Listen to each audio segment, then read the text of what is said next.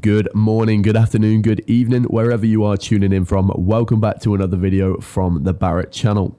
This one is an excerpt from our live show at the weekend. It's a very interesting little discussion about a topic that I think a lot of you will find very interesting.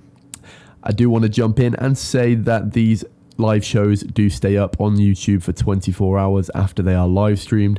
They are then taken down and put behind our paywall on Patreon on our $5 tier. This is also going to be the case with all of the group live streams that we're involved in, even the ones that we are not involved in. On Patreon, there's also going to be other exclusive content just to Patreon. So I hope to see some of you over there. And if you do wish to see the full show ad-free on demand, click the link down in the description. Hope you enjoy. We've got another one in from Trevor Norman. Thank you very much. When do you think China will hit back at the USA over Huawei and Hong Kong sanction, or will they wait until Trump is gone? This is not my kind of, this is right up your street, isn't it? So this will be a bit of a speech. I'll try and keep it short. But the way I see it, China, if you look at things that the West does, it's very knee-jerk and they act very quickly. And as I said earlier, I think some of the policy decisions, i.e. that Trump's just announced, will end up shooting themselves in the foot. I think China take a very different approach.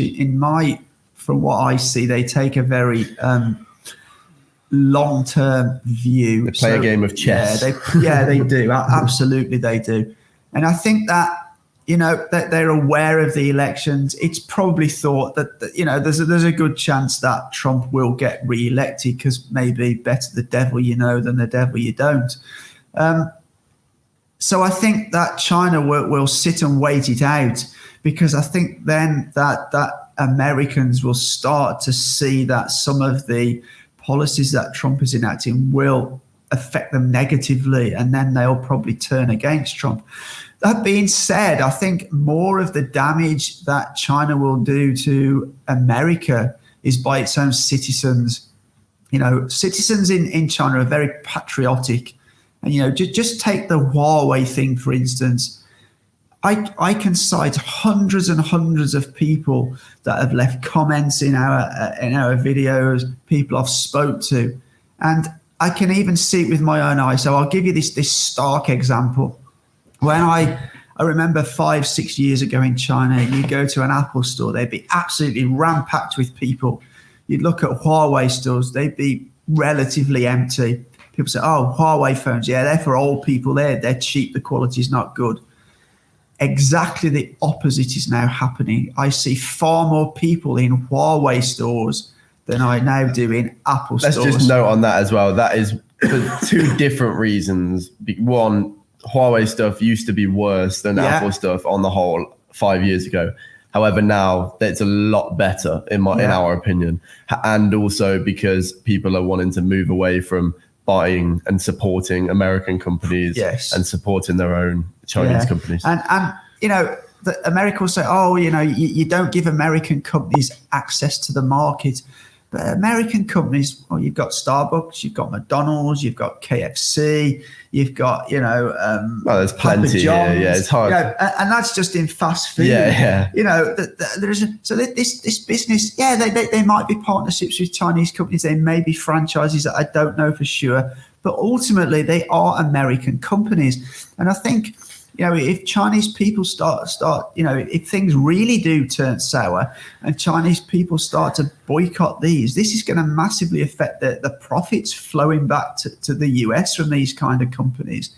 So I noticed that one country here, I feel that the main anti-China is coming from the Five Eyes nations, and I can't help but feeling, well, you can actually see they're probably being sort of strong-armed or bullied a little bit by the US, because obviously in the Five Eyes, the US is the sort of biggest member of those. You've got the US, you've got Australia, you've got New Zealand, Canada, and the UK. And I noticed that other European countries are being far less sort of negative against China. If you look at Germany, for example, they have just negotiated a deal to let German business people come back into China, as long as they haven't got a quarantine, as long as they get a COVID-19 test in Germany before they leave, that test negative, they're allowed to come back. So any Germans with a business visa can apply to come back. And I think the first batch of 1,000 people are actually, as we speak, coming back in. Okay. Because, Germany have a massive business presence in China, and many Chinese, when they do well, when they've, financially good, they want to buy German cars. So, and this is big business. So I think some of these countries need to be really, really careful when they start talking about China the way they do. And I've noticed that Germany haven't been anywhere near as vocal as some of these Five Eyes countries, because I think they see that how important the business is that they're doing. Yeah, I mean, you looked at quite an interesting graphic on the stream yesterday that you were in about how much China imports from other countries. And surprisingly, the US might have been third or fourth down the list. So